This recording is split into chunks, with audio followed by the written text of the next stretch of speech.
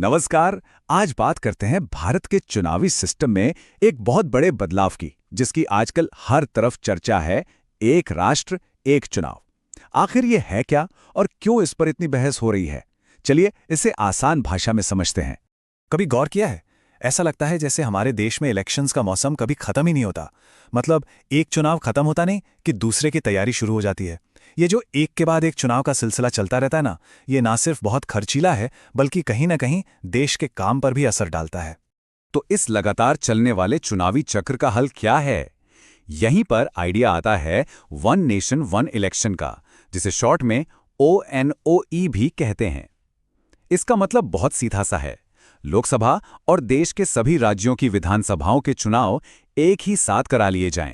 अब मजे की बात यह है कि ये कोई एकदम नया या अनोखा आइडिया नहीं है। सच तो ये है कि जब भारत आज़ाद हुआ था तब देश की चुनावी कहानी कुछ ऐसे ही शुरू हुई थी। जी हाँ, आज़ादी के बाद पहले 4 आम चुनाव, मतलब 1952, 1957, 1962 और 1967 में लोकसभा और राज्यों के चुनाव एक साथ ही होते थे। लेकिन फिर 1968-69 के बाद जब कुछ राज्यों में सरकारें अपना 5 साल का कार्यकाल पूरा करने से पहले ही गिर गईं, तो ये पूरा साइकिल टूट गया और बस वहीं से अलग-अलग समय पर चुनावों का सिलसिला शुरू हो गया। तो ये तो हुई इतिहास की बात। अब आते हैं आज के दौर पर। पिछले कुछ सालों में इस पुराने आइडिया को वापस लाने की कोशिशें काफी तेज हो गई हैं और इन कोशिशों के सेंटर में है एक बहुत ही हाई लेवल कमिटी। सितंबर 2023 में सरकार ने एक कमेटी बनाई। इसकी जिम्मेदारी दी गई हमारे पूर्व राष्ट्रपति श्री रामनाथ कोविंद को, और इस कमेटी का काम था एक राष्ट्र एक चुनाव को लागू करने के हर पहलू की गहराई से जांच करना। और इस कमेटी ने अपना काम कितनी गंभीरता से किया, इसका अंदाजा आप सिर्फ एक नंबर से लगा सकते हैं। 18,626। जी हां, इतने पन्नों की रिपोर्ट इस कमेटी ने मार्च 2024 में सौंपी। इससे पता चलता है कि इस विषय पर कितना डिटेल में काम हुआ है। तो आखिर इतनी मेहनत क्यों? जो लोग इस आइडिया को सपोर्ट करते हैं उनका क्या कहना है? चलिए अब एक साथ चुनाव के पक्ष में दिए गए तर्कों पर एक नजर डालते हैं। देखिए, सबसे बड़ा तर्क तो है पैसों की बचत का। बार बार चुनाव मतलब हजारों करोड़ का खर्च। दूसरा, सरकारें हर वक्त इलेक्शन मोड में रहने के बजाय पूरे 5 साल ठीक से काम कर पाएंगे। बार बार आचार संहिता लगने से जो विकास के काम रुक जाते हैं वो भी नहीं रुकेंगे। और हाँ, एक स्टेबल पॉलिटिकल माहौल बनने से देश में निवेश भी बढ़ सकता है।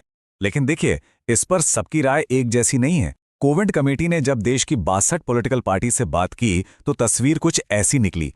जैसा कि आप देख सकते हैं, 32 पार्टियां इसके पक्ष में थीं तो 15 ने इसका खुलकर विरोध किया। मतलब राजनीतिक तौर पर इस पर एकमत होना बहुत मुश्किल काम है। तो चलिए अब सिक्के का दूसरा पहलू देखते हैं।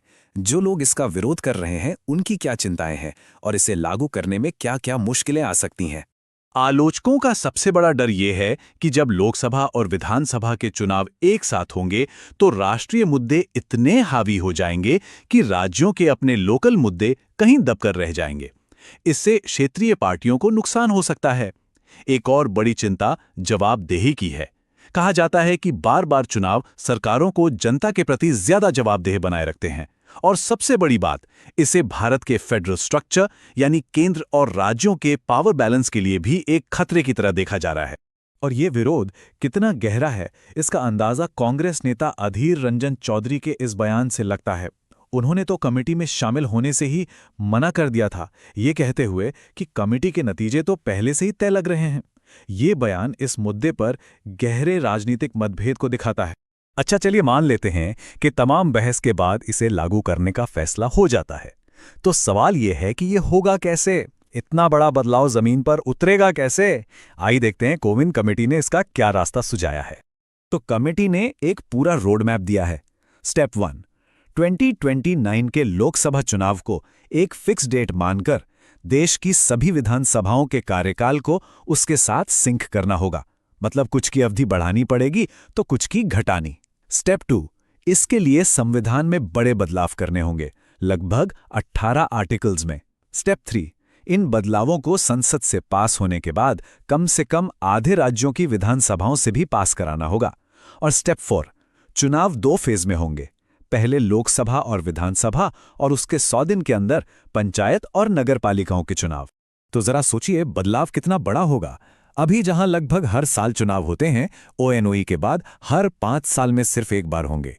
अलग अलग वोटर लिस्ट की जगह एक ही कॉमन वोटर लिस्ट और वोटर आईडी कार्ड होगा।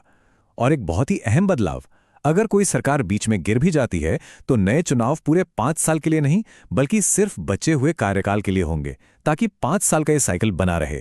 तो ये सब सिर्फ एक थियरी या बहस नहीं है, इसे हकीकत में बदलने के लिए कानूनी कदम उठाने होंगे। कमेटी की सिफारिशों के बाद सरकार को इसे लागू करने के लिए संसद में संविधान संशोधन बिल पेश करना होगा। फिर वो बिल संसदीय समितियों के पास जाएगा, जहां उसकी और जांच होगी। मतलब ये एक बहुत लंबी और जटिल कानूनी प्रक्रिया होगी। तो अब हम इस पूरी चर्चा के आखिर में पहुंच गए हैं और हमारे सामने खड़ा है एक बड़ा सवाल जो इस पूरी बहस का निचोड़ है। तो असली सवाल यही है, क्या एक राष्ट्र एक चुनाव देश को बेहतर गवर्नेंस और विकास की पटरी पर लाने वाला एक जरूरी सुधार है, या फिर ये हमारे देश के डाइवर्स फेडरल डेमोक्रेसी के लिए एक खतरा है जिससे सारी ताकत एक जगह सिमट कर रह सकती है? इसी सवाल के जवाब पर भारत के चुनावी भविष्य का रास्ता तय होगा।